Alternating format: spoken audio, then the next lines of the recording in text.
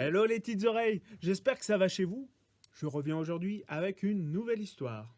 Une histoire que vous connaissez peut-être. Une histoire dans laquelle se trouvent d'étranges personnages. Un deuxième indice.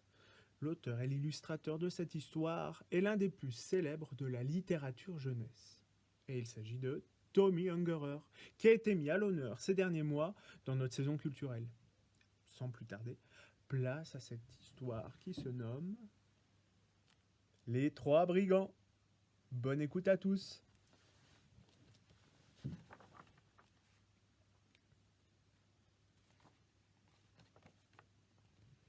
Il était une fois 3 vilains brigands avec de grands manteaux noirs et de hauts chapeaux noirs. Le premier avait un tromblon, le deuxième un soufflet qui lançait du poivre, et le troisième une grande hache rouge.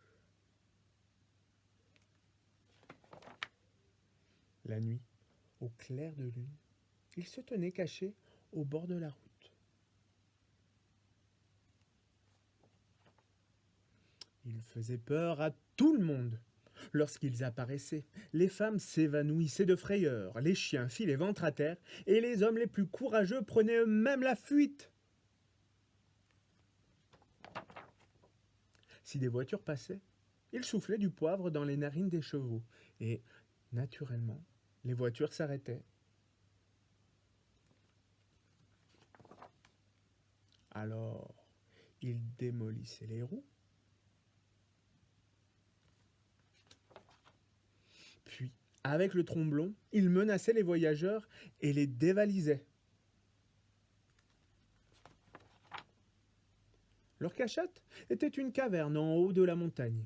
C'est là qu'ils transportaient ce qu'ils avaient volé. Ils avaient des coffres pleins d'or, pleins de perles, de bijoux et de pierres précieuses. Mais voilà qu'une fois, par une nuit très sombre, ils attaquèrent une voiture où il n'y avait qu'un seul voyageur. Et c'était une pauvre petite fille qui s'appelait Tiffany. Elle était orpheline et se rendait auprès d'une vieille tante grognon chez qui elle allait vivre désormais. Cela ne lui plaisait pas du tout. Et elle fut bien contente quand, tout à coup, les 3 brigands se dressèrent devant elle. Comme il n'y avait dans la voiture rien d'autre à prendre que Tiffany, ils l'emportèrent précieusement dans leur caverne. Là, ils lui firent un lit moelleux. Le lendemain, quand Tiffany s'éveilla, elle vit des coffres remplis de trésors. « Mais qu'est-ce que vous faites de ça ?» demande-t-elle aux brigands. Ceux-ci se regardèrent tout étonnés. Jamais ils ne s'étaient demandé ce qu'ils pourraient faire de toutes ces richesses. Alors, comme la petite Tiffany leur plaisait beaucoup, ils décidèrent de partir à la recherche d'autres enfants malheureux et abandonnés, et de s'occuper d'eux.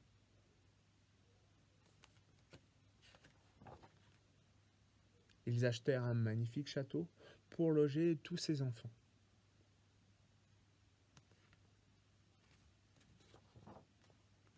Chaque enfant reçut un manteau et un chapeau comme ceux des brigands, mais rouges.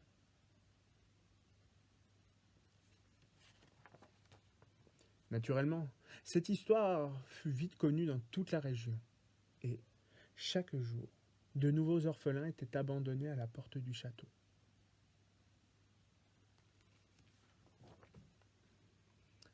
Ils étaient tous recueillis et vivaient là jusqu'à ce qu'ils soient en âge de se marier.